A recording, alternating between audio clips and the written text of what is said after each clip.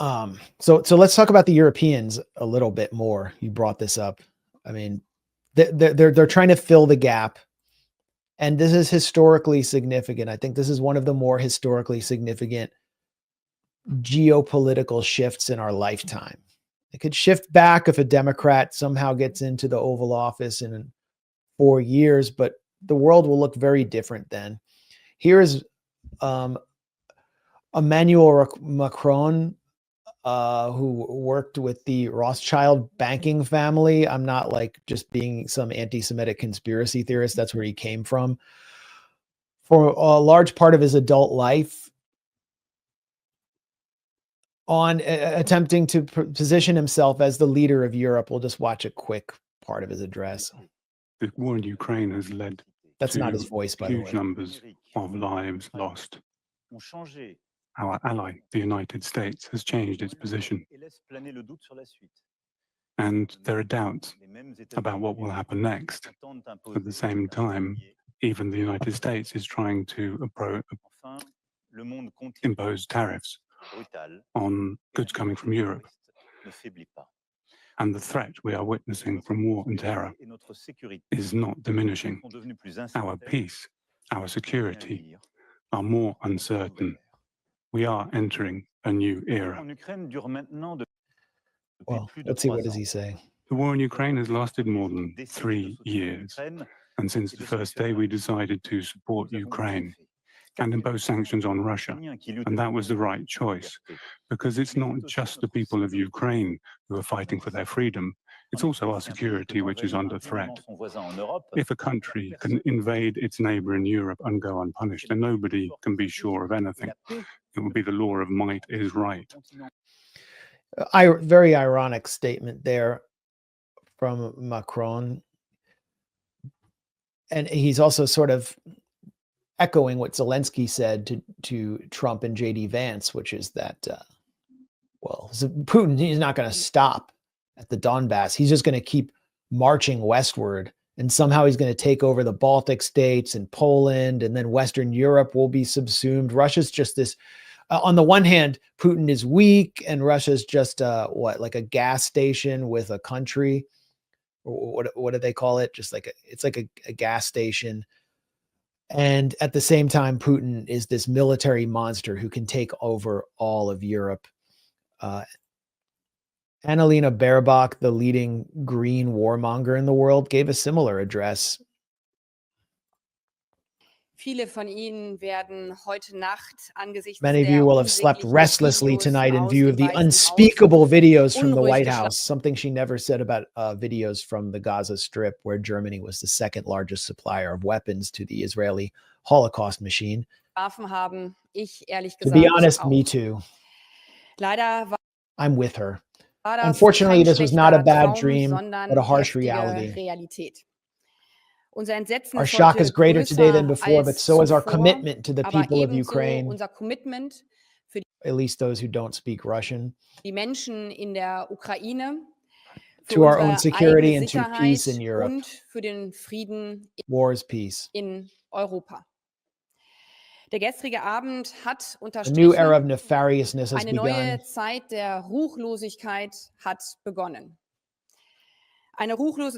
In which we must defend the rules-based international order and the strength of the law more than ever against the might of the strongest. So she's positioning herself as a defender of Ukraine against the United States and Donald Trump. And then we have the Ukrainian response.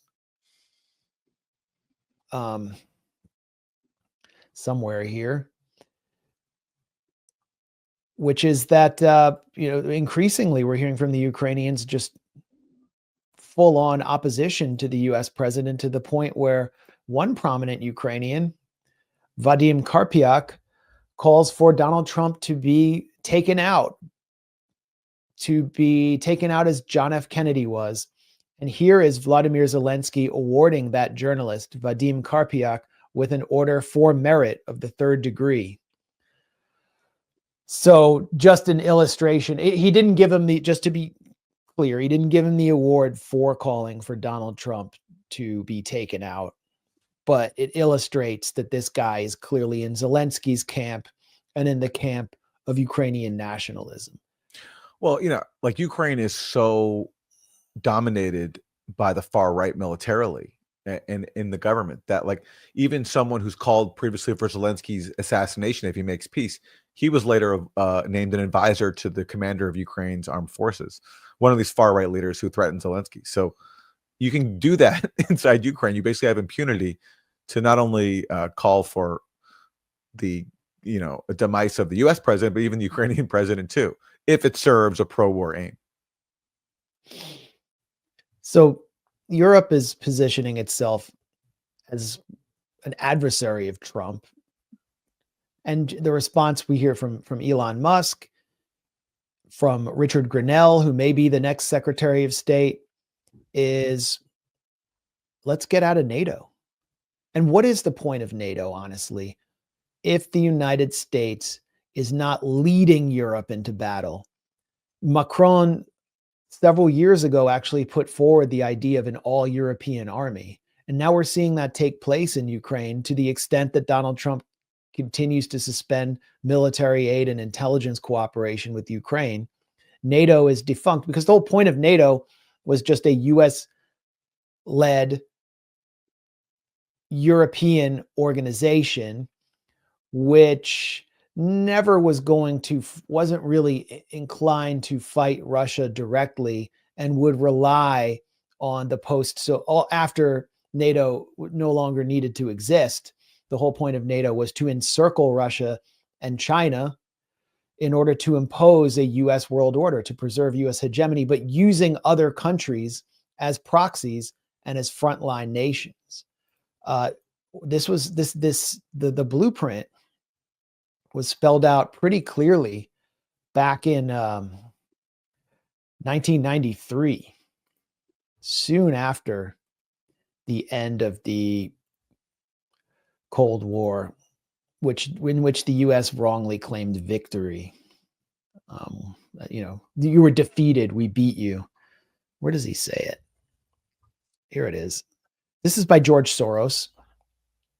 George Soros is not just a key backer, maybe the top financial backer of the Democratic Party, who has shaped the Democratic Party, helped shape its agenda, as well as the kind of cultural agenda through his Open Society foundations since he emerged as a political financier after he got rich on Black Friday. And this isn't acknowledged by the Republicans and right-wingers who hate him, but was basically an outsourced operator of the CIA and USAID.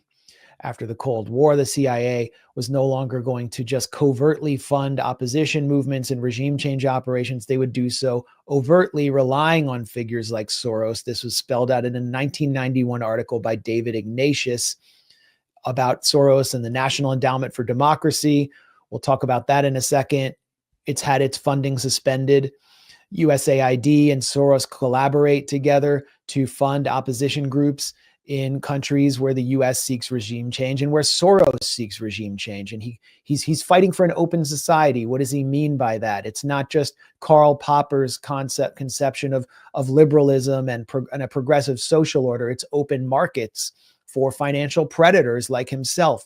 He contributed $500 million during the 1990s into Russia, while the US and the Clinton administration were pillaging Russia's public assets, leading to excess deaths of upwards of 5 million people who all lost their pensions after the Soviet Union. Soros then contributed massive funding alongside oligarchs like Boris Berezovsky to fuel the Orange Revolution in Ukraine, trying to push Ukraine away from a neutral position. And then he funded the Maidan coup extensively. Putin was always his leading enemy. He's had the Open Society. He's been kicked out of Russia along with the NED. But back in 1993, this really spelled out the moment that we've been in, where in an essay, actually, I should cite the title before I just read this one revealing paragraph. Toward a New World Order, the Future of NATO. I mean, could you call it anything less overt? Body bags, what does he say about body bags? Okay, there's only, he says Japan should be asked to join NATO. This is all about China, and it's what's happening now with NATO, where NATO has moved away from the North Atlantic. And then we would have the beginnings for an architecture for a new world order. It is based on the United States as the remaining superpower and an open society as the organizing principle. So the remaining superpower, meaning no other country can contest the United States for world domination. That was spelled out in the Wolfowitz Doctrine when Wolfowitz put it forward in the first Bush administration. It was also the basis for the Project for a New American Century, which put forward America, a vision of America as the benevolent hegemon. So Soros is totally in line with the neocons here. It consists of a series of alliances, the most important of which is NATO, and through NATO, the Partnership for Peace, which girds the Northern Hemisphere. So he wants NATO expansion to encircle Russia. The US would not be called upon to act as the policeman of the world. Interesting. When it acts, it would act in conjunction with others. And this is the key part. Incidentally, the combination of manpower from Eastern Europe with the technical capabilities of NATO would greatly enhance the potential of the partnership because it would reduce the risk of body bags for NATO countries, which is the main constraint on their willingness to act. This is a viable alternative to the looming world disorder. The looming world disorder means other powers rise that are not the United States. So the constraint on the willingness to act, in other words, the willingness to wage war on Russia and China, is body bags for NATO countries. The body bags that we saw coming back through the Dover Air Base from Iraq when the Bush administration invaded Iraq. Everything has to be done through proxies like the Eastern European countries, and will rely on their manpower. In other words, Slavic meat with NATO direction and NATO technical capabilities and satellite direction, but the Slavs will die. We'll just keep throwing them into the meat grinder, throwing them into the slaughterhouse in order to weaken Russia. That was Soros's vision for creating an open society. And in order to consolidate the quote unquote open society with open markets and total world domination for the United States, NATO has to expand and totally encircle its rivals. So now what we're witnessing is the end of the possible end of the Soros world order if NATO ends. And it also would mean the end to the slaughter of lower class and working class Ukrainian men just to achieve that cynical, diabolical objective of total hegemony. Well, someone who said something very similar just this week about using Slavic bodies is Congressmember Eric Swalwell. He spoke to CNN. I mean, this is programmed in their minds. It's disgusting. Let me play this clip. All right, here we go. If you look around the world, our biggest economic enemy is China. Our biggest geopolitical enemy is Russia. In a matter of 3 years, without losing a single U.S. soldier, we have decimated their military and their economy. It's been the greatest return on investment for any military expenditure ever. And as far as the return on investment for soldiers' lives, it's infinity because you can't divide zero.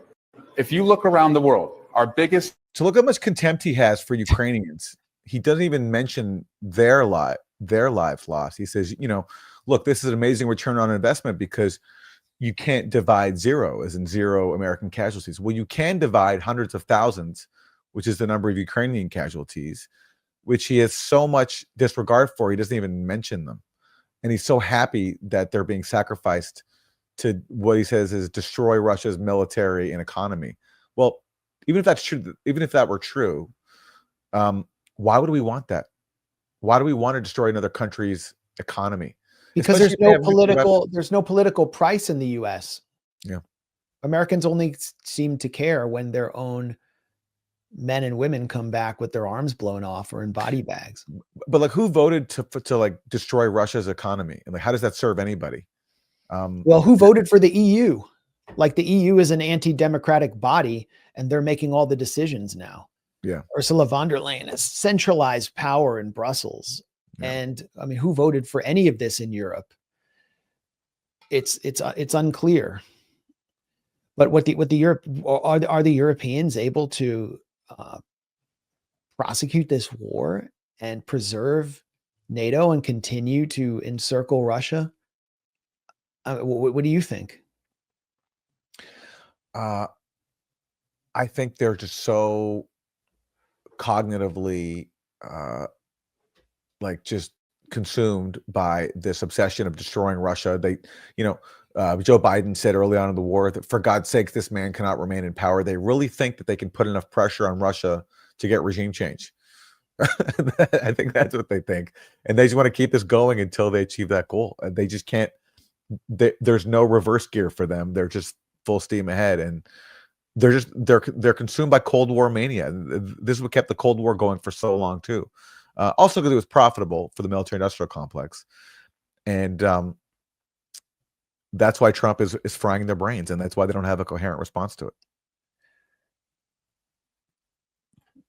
It would be interesting to see what would happen if Europe really went ahead with disconnecting from the United States and treating the United States like an adversary over its obsession with destroying Russia. I mean, they all have their historical grievances. Poland has its grievance, former Soviet satellite. The Katyn massacre is part of their nationalist narrative. The French, they have their wars, the Napoleonic Wars with the Russian Empire that didn't turn out too well. Of course, Germany is, Annalena Baerbock's grandfather was a big-time Nazi general. Don't tell me that she doesn't have some resentment against the Russians for defeating Germany. Please. Britain, the Crimean War, the fact that the United States has granted them some importance in the world, and without the liberal rules-based world order, they will be weakened to a piddling little island that's barely a mid-level player. Their military can, I don't know what their military can actually do. France has a fairly somewhat robust military that keeps getting kicked out of Western African nations. Germany's military has been whittled down to a shadow of its former self since the Cold War. It used to field like 12 armored divisions.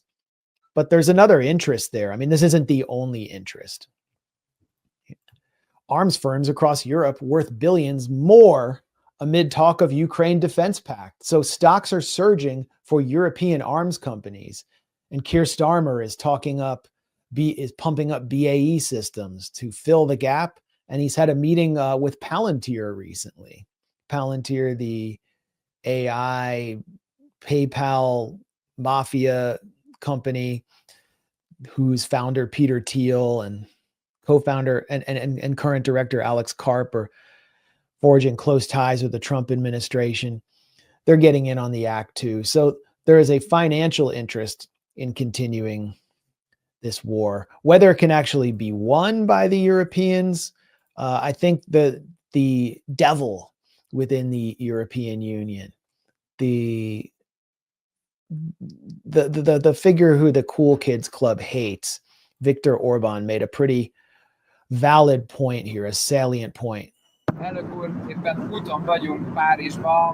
asked by a reporter, what do you expect from meeting with Macron? There's one fundamental change. The Americans have been on the side of war. Now they're on the side of peace. What I would like to know is if in 3 years the warring parties could not defeat Russia and help Ukraine to victory with the Americans in the war camp.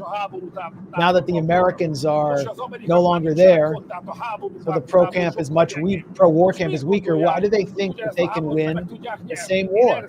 I would like an answer to this. What makes the French or pro-war position reasonable? And I mean, what is Keir Starmer talking about when he announces that the UK will put planes in the air and boots on the ground? Is he really going to do that?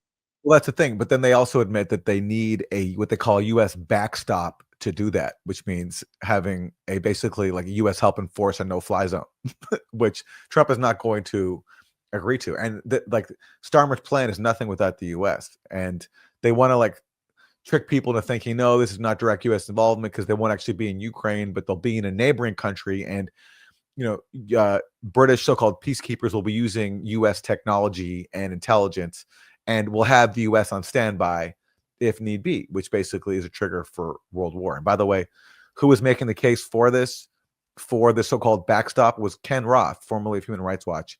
He went on Democracy Now! Recently and said that this is a great idea. And of course, he wasn't challenged for saying that it's good to have the U.S.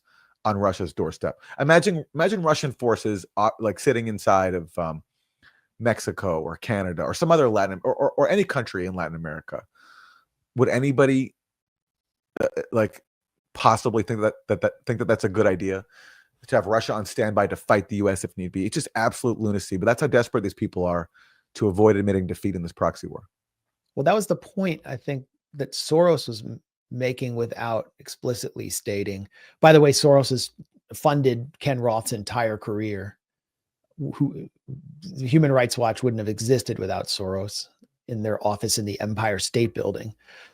But the point he was making was, it doesn't matter if the United States wouldn't tolerate Russian military bases on the U.S.-Mexico border and weapon systems.